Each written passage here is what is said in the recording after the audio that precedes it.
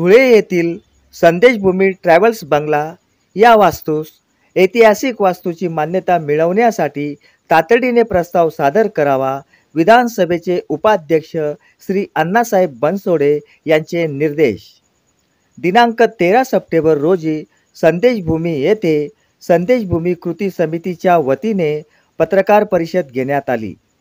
Doctor Babasaheb Ambedkar यांच्या पदस्पर्शाने पावन झालेल्या संदेशभूमी ट्रॅव्हल्स बंगला या वास्तूस ऐतिहासिक वास्तूची मान्यता मिळावी यासाठी विधान भवन येथे बैठक घेण्यात आली।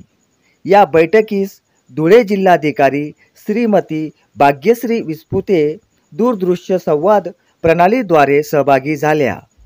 सार्वजनिक बांधकाम विभाग, सामाजिक न्याय विभागाचे मंत्रालयातील वरिष्ठ अधिकारी, संदेशभूमी कृती समितीचे प्रमुख श्री आनंद सैंदाने, राष्ट्रवादी काँग्रेस पार्टीचे शहर जिल्हा अध्यक्ष श्री कैलासभाऊ चौधरी, सामाजिक न्याय विभागाचे प्रदेश सरचिटणीस श्री महेंद्र सिरसाट, पूज्य भंते आनंद थेरो इत्यादी कृती समितीचे पदाधिकारी उपस्थित होते।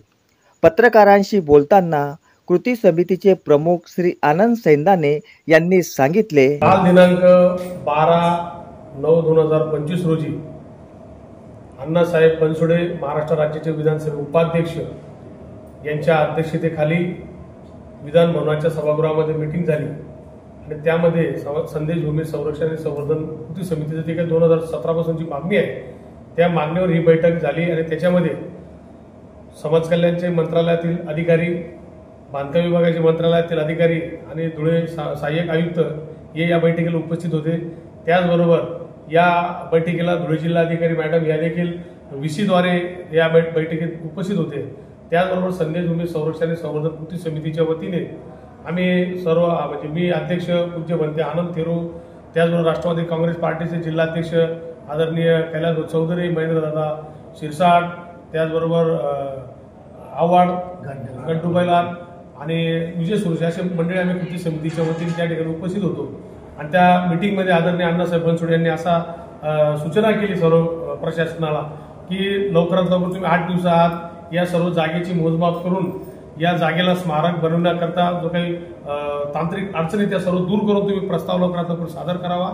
येत्या 15 दिवसात मी समाज कल्याण मंत्री यांच्याशी बैठक आपली लावून देईन आणि त्या सर्व जबाबदारी अण्णासाहेब बनसोडे यांनी घेतली। या कामी आम्हाला मार्गदर्शन जे लाभलं ते आदरणीय राष्ट्रवादी काँग्रेस पार्टी सामाजिक न्याय विभाग, अजितदादा गटाचे प्रदेश अध्यक्ष आदरणीय प्राध्यापक सुनील मगरे सर, कैलासभाऊ चौधरी आणि महेंद्रदादा शिरसाट, गड्ड्या पैलवान यांच्या सर्वांचं आम्हाला मार्गदर्शन त्या ठिकाणी मिळालं आणि लवकरात लवकर हे स्मारक या ऐतिहासिक धुळे नगरीमध्ये निर्माण होईल आणि या धुळे शहराचं मोठं नाव की संपूर्ण खानदेशमध्ये होईल ही आजच्या दिनी मी आपल्या माध्यमातून सर्व सांगू इच्छितो। प्रशासनाने ही मीटिंग लावली, त्याच्यामध्ये अण्णासाहेब बनसोडे असेल, जिल्हाधिकारी असेल, सर्वांचे मी या ठिकाणी आभार मानतो।